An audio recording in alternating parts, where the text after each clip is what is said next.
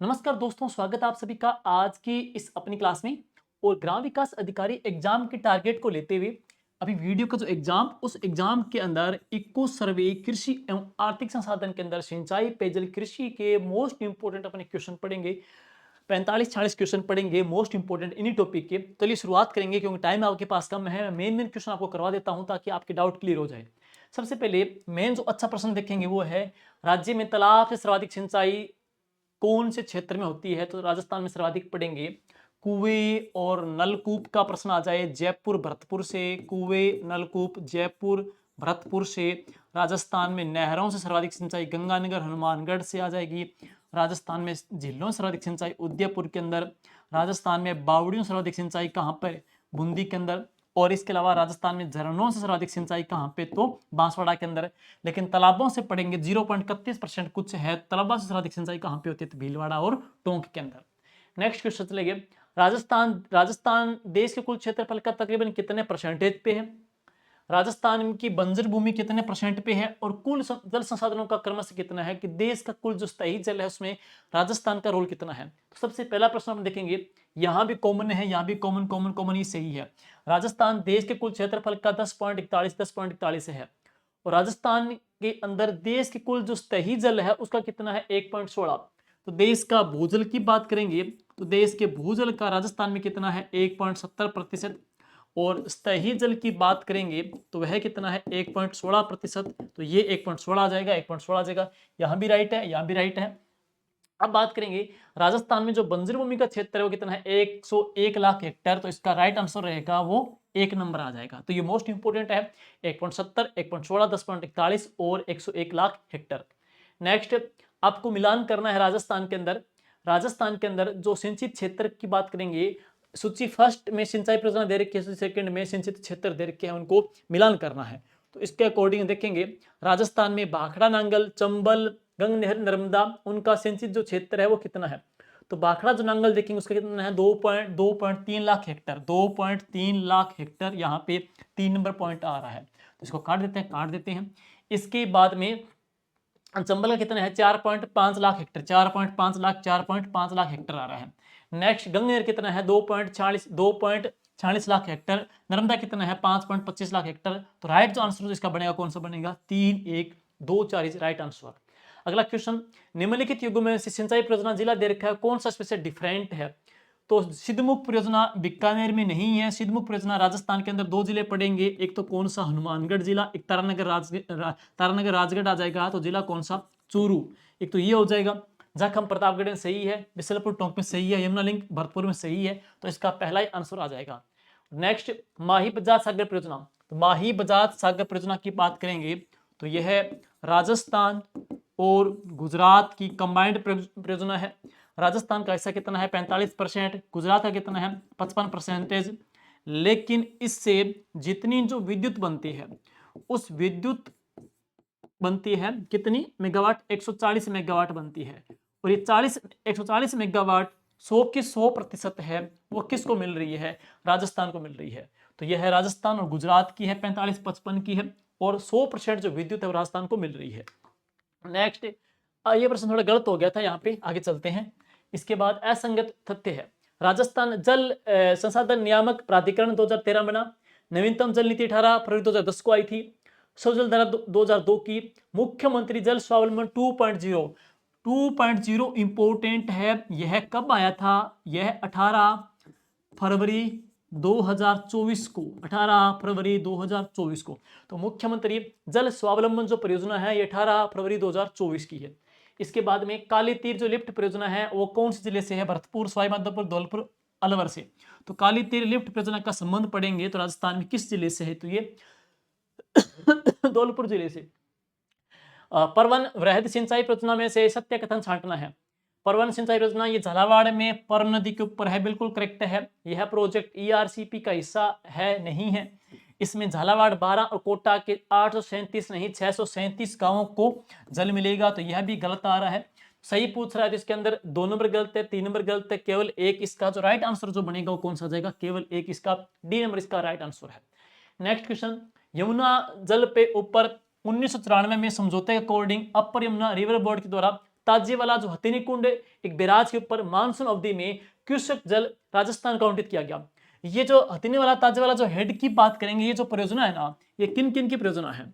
तो यह है राजस्थान और किसकी है? हरियाणा की कंबाइंड परियोजना है। और इसमें राजस्थान को 1917 क्यूसेक जल है वो आवंटित किया गया था। ये चर्चा में है, थोड़ा लेटेस्ट योजना है, इसको देख लेना बहुत महत्वपूर्ण है। हथिनी कुंड बैराज के ऊपर ताजे वाला हेड के ऊपर ये परियोजना है और ये राजस्थान और हरियाणा की कंबाइंड है। और अब है नर्मदा परियोजना से संबंधित सही कथन आपको छांटने हैं। इसके संपूर्ण कमांड क्षेत्र में स्प्रिंकलर पद्धति से जल सिंचाई के लिए मिलता है, बिल्कुल सही बात है। यह जालोर और बाड़मेर में गुड्डमलानी को, जालोर की सांचौर को जल देती है। यह जालोर, भीनमाल, सांचौर तीनों शहरों को जल उपलब्ध करवाती है। तो यहाँ पे यह भी राइट है, यह भी राइट है और यह भी राइट है, तो इसके उपयुक्त सभी आ जाएंगे। नेक्स्ट क्वेश्चन चलते हैं आगे। राजस्थान में जल संसाधनों से संबंधित विशेषता है, यहाँ पढ़ेंगे कृषि मुख्यतः वर्षा पर निर्भर है, सही बात है। अनियमित वर्षा का पैटर्न है, ये भी सही बात है। यहाँ उच्च तीव्रता और कम वर्षा वाले दिनों की अधिकता है, ये भी सही है, तो इसके उपयुक्त सारे सही आ जाएंगे। भिक्खाबाई सागवाड़ा नहर, भिक्खाबाई सागवाड़ा जो नहर है माही नदी से निकाली गई है, तो यह माही नदी से निकाली गई है भिक्खाबाई सागवाड़ा, और यह जल देती है किसको? डूंगरपुर को जल की आपूर्ति प्रदान करती है। तो कौन से जिले को जल देती है? डूंगरपुर को जल की आपूर्ति देती है भिक्खाबाई सागवाड़ा नहर। नेक्स्ट, निम्न में से कौन सी नदी इंदिरा गांधी नहर परियोजना की उपशाखा पर, निम्न में से कौन सी इंदिरा गांधी जो परियोजना है उसकी शाखा पर लघु विद्युत गृह स्थापित नहीं है? सूरतगढ़ पे भी स्थापित है, बिसलपुर बरसलवाड़ा पर भी स्थापित है, चांदवाला पर भी है, ये गंगानगर में है, बीकानेर दंतौर में नहीं है, दंतौर बीकानेर के अंदर इसमें नहीं है। नेक्स्ट, आईजीएनपी इंदिरा गांधी नहर के सेकंड चरण में कितने किलोमीटर मुख्य नहर का निर्माण हुआ? तो टोटल पढ़ेंगे 649 की बात करेंगे तो पहले 204 किलोमीटर बनी प्रथम चरण के अंदर है। तो हरिक्के बैराज से लेकर के कहां तक? मसीता वाली हेड तक है। दूसरे चरण के अंदर 445 किलोमीटर बनी मसीता वाली हेड से लेकर के, और ये कहां तक बनी थी? मोहनगढ़ तक बनी थी, 445 किलोमीटर। तो राइट जो आंसर है वो क्या रहेगा? 445 किलोमीटर इज राइट आंसर। अब सूची फर्स्ट को सूची सेकंड से मिलान करना है। इंदिरा गांधी की हम पढ़ेंगे चौधरी कुंभाराम आर्य लिफ्ट नहर, नौर सावा जो लिफ्ट नहर है ये कौन से जिले के अंदर पढ़ेंगे? तो यह चूरू के अंदर पढ़ेंगे। गुरु जम्बेश्वर जो लिफ्ट नहर पढ़ेंगे तो ये कहां पे आ जाएगी? जोधपुर के अंदर आ जाएगी। वीर तेजाजी लिफ्ट नहर कहां पे पढ़ेंगे? तो नागौर के अंदर आ जाएगी। पन्नालाल बारूपा लिफ्ट नहर कहां पे है? तो यह बीकानेर के अंदर आ जाएगी। ठीक है, नेक्स्ट चलेंगे। आईजीएनपी की प्रमुख सिंचाई परियोजना है आपनी परियोजना। तो आपनी जर्मनी, आपनी जो परियोजना है आपनी परियोजना जर्मनी, आपनी जो परियोजना है जर्मनी, आपनी जर्मनी। तो आपनी परियोजना किसके सहयोग से है? जर्मनी के सहयोग से। जायका परियोजना किसके सहयोग से है? जापान के सहयोग से। जिका किसकी? जापान के सहयोग से।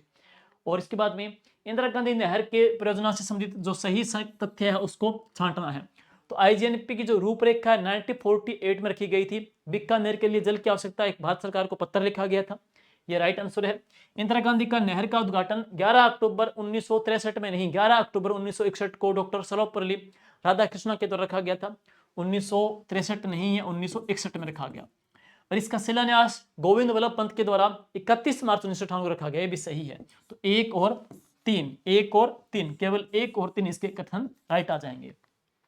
इंदिरा गांधी नहर की शाखाओं को उत्तर से दक्षिण क्रम का सही क्रम है।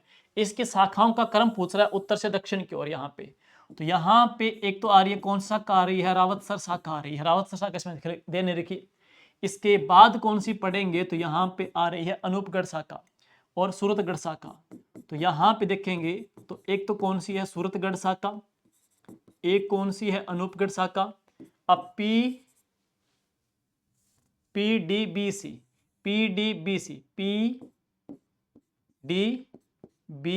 और सी। पी से कौन सी? पुग्गल शाखा। डी से कौन सी? दंतौर शाखा। बी से कौन सी? बरसल शाखा। और सी से कौन सी? चारण शाखा। तो उत्तर से दक्षिण का क्रम देखेंगे यहाँ पे, तो सबसे पहले कौन सी है? अनूपगढ़ शाखा आ रही है, यहाँ पे पुग्गल शाखा आ रही है, दंतौर और बरसल। यहाँ पे राइट आंसर कौन सा बनेगा? ए बन जाएगा। इसके बाद ही पूछे तो यहाँ पे अल्फाबेट में बी और सी आता है, बी और सी। तो शहीद बीरबल शाखा जैसलमेर में, बी और एस बोले तो सागरमाल गोपा शाखा आ जाएगी यहाँ पे, ये जैसलमेर के अंदर। नेक्स्ट, निम्न में से कौन से जिले को इंदिरा गांधी नहर परियोजना सिंचाई सुविधा जल उपलब्ध नहीं करवाती? सिंचाई सुविधा नहीं कराती तो किसको नहीं कराती? नागौर को नहीं करवाती। राजस्थान के सिंचाई के प्रमुख साधनों का सही क्रम अवरोही क्रम क्या है? तो राजस्थान की बात करेंगे 47% राजस्थान के अंदर, तकरीबन 30% और 21% और 0.30 या 31% है। तो राजस्थान में 47% किसका है? नलकूप का पढ़ेंगे, 30% किसका पढ़ेंगे? नहरों का आ जाएगा, 21% किसका? कुएं का आ जाएगा, 0.31% किसका है? तालाब का आ जाएगा। तो सर्वाधिक नलकूप का, फिर नहरों का, फिर कुएं का, फिर कहाँ का? तालाब का आ जाएगा। नेक्स्ट, राजस्थान में सर्वाधिक सिंचाई की गहनता कौन से जिले के अंदर है? तो सर्वाधिक सिंचाई की जो गहनता है वो कहां पर है? जैसलमेर जिले के अंदर। नेक्स्ट, वर्तमान में राज्य का कुल सिंचित क्षेत्र कितना है? वर्तमान में राजस्थान का कुल जो सिंचित क्षेत्र है वो कितना है? तो 95,47,292 हेक्टर। ये मोस्ट इंपोर्टेंट है, इको सर्वे का डेटा है, इसको अच्छे से देख लेना, वेरी वेरी इंपोर्टेंट। वर्तमान में राजस्थान का कुल जो सिंचित क्षेत्र है वो कितना है? 95,47,292 हेक्टर। और पूर्व प्रधानमंत्री जवाहरलाल नेहरू ने कौन से बांध को new temple of research India, आधुनिक भारतीय मंदिर किसे कहा था? भाखड़ा नांगल बांध को। आधुनिक भारतीय मंदिर कहा किसको? भाखड़ा नांगल बांध को कहा है।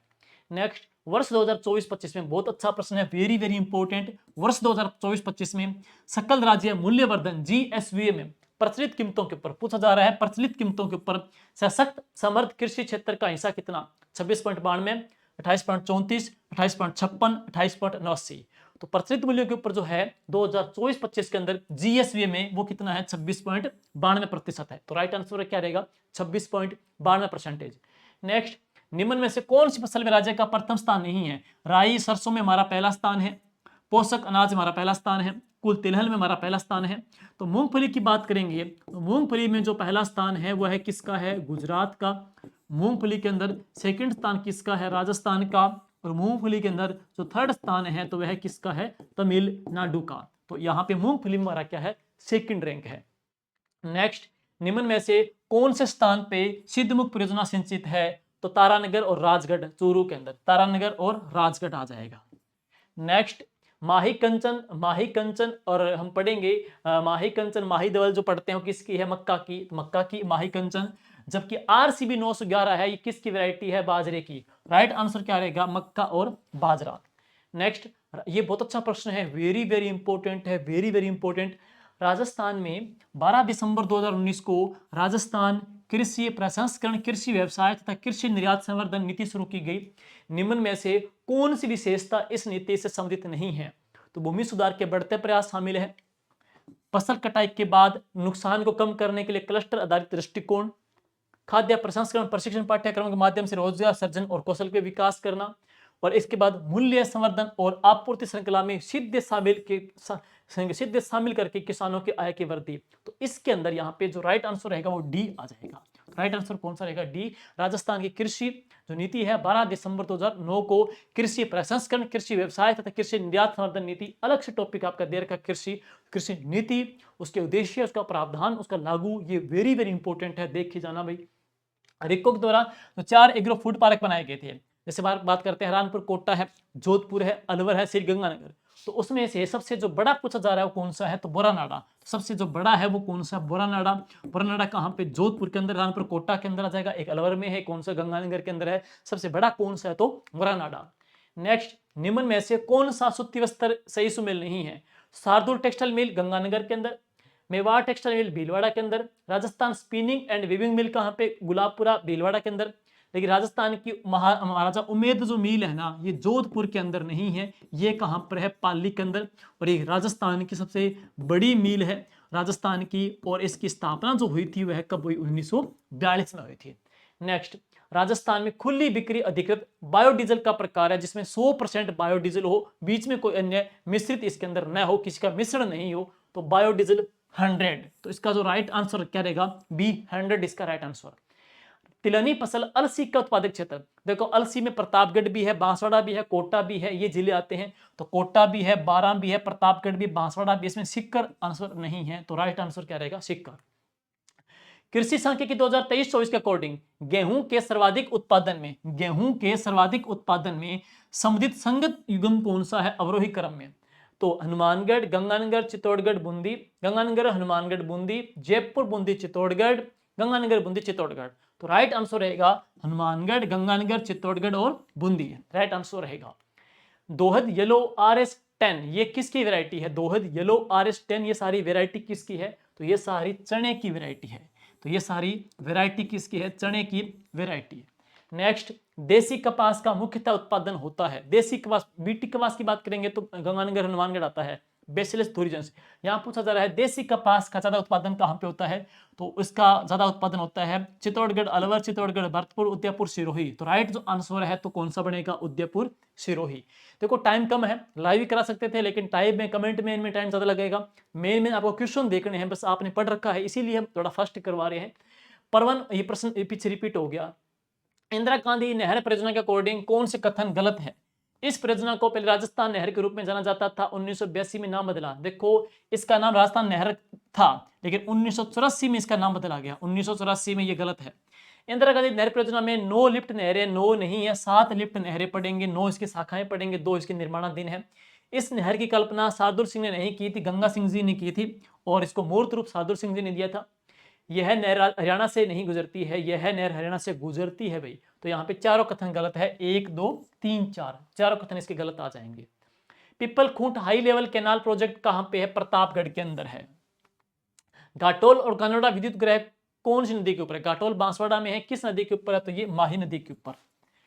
निम्नलिखित कथनों पर विचार करना है। देखो पंडो है जो देहर विद्युत ग्रह से हिमाचल प्रदेश में है, इससे राजस्थान को 20% क्या है? विद्युत हिस्सा मिलता है। जबकि पोंग जो बांध है हिमाचल प्रदेश के अंदर, इस विद्युत ग्रह से राजस्थान को 49% मिलती है, नहीं, इससे राजस्थान को 59% मिलती है। तो ये एक सही है, दूसरा गलत है, तो केवल इसका एक आ जाएगा। राइट आंसर क्या रहेगा? एक रहेगा। चंदन नलकूप कहाँ पे है? चंदन नलकूप, इसमें मीठे जल की मात्रा है, ये लाठीश्री क्षेत्र में है, ये जैसलमेर जिले में है। तो एक तो आंसर है, यह थार का गढ़ा बाड़मेर में नहीं है, ये बाड़मेर में नहीं है। थार का गढ़ा कहाँ पे है? जैसलमेर में है। तो बाड़मेर में कौन सा? बटाड़ू का कुआं है, लेकिन यहाँ पे ये जैसलमेर में है। तो राइट आंसर रहेगा केवल एक। इंदिरा गांधी नहर परियोजना के द्वारा राज्य के कितने हेक्टेयर में द्वितीय चरण में सिंचाई सुविधा सर्जन की गई? तो राइट आंसर क्या रहेगा? 10.71 हेक्टेयर क्षेत्र में। और इसके बाद में निम्न में से कौन सी फसल ट्री बोर्न ऑयल सीड्स में शामिल नहीं है? करंज भी है, शीशम भी है, महुआ भी है, लेकिन ट्री बोर्न ऑयल सीड के अंदर, इसके अंदर हम पढ़ेंगे करंज भी है, नीम भी है, शीशम और महुआ। तो इसमें राइट जो आंसर क्या रहेगा? वो शीशम इज राइट आंसर। और राज्य में फूड पार्क विकास और भूमि आवंटन नीति कब जारी की गई? ये बहुत महत्वपूर्ण प्रश्न है, अच्छे से देख लेना। राज्य में फूड पार्क विकास और भूमि आवंटन जो नीति है ये कब जारी की गई थी? ये 2024 में जारी की गई है। तो राइट आंसर क्या रहेगा? 2024। और नेक्स्ट, निम्न में से संगत तिलहनी फसल है वो कौन सी है? संगत तिलहनी फसल है तो खरीफ के अंदर तारा मीरा अलसी खरीफ के अंदर नहीं आती, ये किसके अंदर आती है? रबी के अंदर आती है। और अरंडी जो सोयाबीन की बात करेंगे तो ये रबी के अंदर नहीं आती, खरीफ के अंदर आती है। तो इसमें न तो एक है न तो इसके अंदर 2 है। और पीएम गति शक्ति योजना के तहत आईसीडी इनलैंड कंटेनर जो डिपो को सालावास के मेगा फूड तक विस्तारित करने की स्वीकृति दी है। तो आईसीडी को कहां से लेकर के सालावास तक के विस्तारित करने की स्वीकृति दी है? बासनी से लेकर के बरनाड़ा, जोधपुर से भिवाड़ी से लेकर या सांभर तक के। तो इसको मिली है बासनी से लेकर के सालावास तक विस्तारित करने की परमिशन मिली है। राजस्थान में भाखड़ा नहर के द्वारा सिंचित क्षेत्र का परसेंटेज हिस्सा कितना है? तो 21-22%, 11 से 12%, 15 से 16%, 18 से 19%। तो जो राइट आंसर वो क्या रहेगा? 15 से 16% है।